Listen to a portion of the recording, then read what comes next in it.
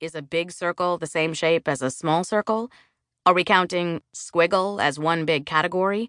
Or should we split them up based on the different ways they squiggle? We need a general rule to settle debates like this, so the question of how many shapes won't come down to case-by-case judgment calls. There are several rules we could pick here that would all do a fine job of deciding when two shapes are the same or different.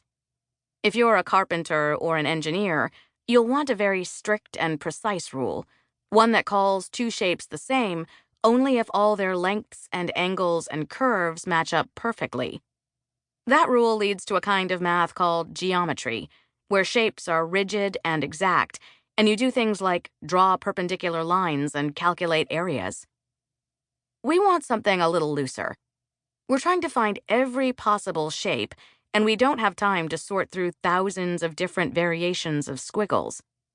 We want a rule that's generous about when to consider two things the same shape, that breaks up the world of shapes into a manageable number of broad categories. New rule. Two shapes are the same if you can turn one into the other by stretching and squeezing, without any ripping or gluing. This rule is the central idea of topology, which is like a looser, trippier version of geometry. In topology, shapes are made out of a thin, endlessly stretchy material that you can twist and pull and manipulate like gum or dough. In topology, the size of a shape doesn't matter. Also, a square is the same as a rectangle, and a circle is the same as an oval. Now it gets weird. If you think about it, using this stretching and squeezing rule, a circle and a square are considered the same shape. Check out the PDF for illustrations that demonstrate this. Before you go tell your loved ones that you listened to an audiobook about math and learned that a square is a circle, keep in mind, context matters. A square is a circle in topology. A square is most certainly not a circle in art or architecture, or in everyday conversation, or even in geometry.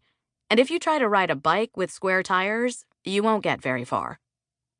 But right now, we're doing topology.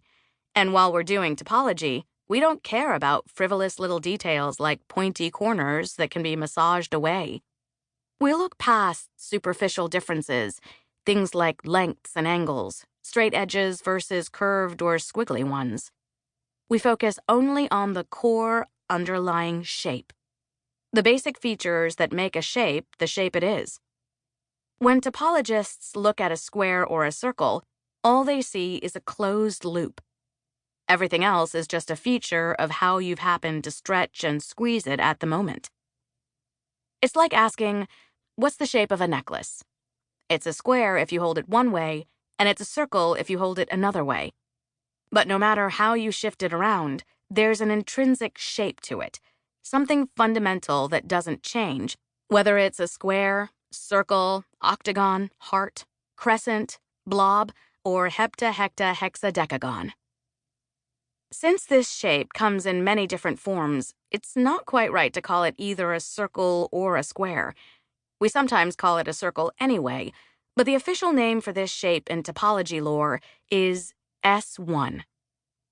S1 is the shape of a necklace or bracelet or rubber band, a racetrack or circuit, any moat or national border, assuming no Alaskas, the letters O and uppercase D, or any closed loop of any shape. Just like a square is a special type of rectangle, and a circle is a special type of oval, all these shapes are special types of S1. Are there any other shapes? It would be a shame if the stretching and squeezing rule turned out to be so loose that we accidentally collapsed all the diversity of shapes down into one broad category. Good news. We didn't. There are still shapes that aren't the same as a circle. Like a line. A line can be bent almost into a circle, but to finish the job, we'd need to click the ends together. Not allowed. No matter how you manipulate a line, you'll always have those two special points on either end where the shape just stops. You can't get rid of endpoints. You can move them around and stretch them apart.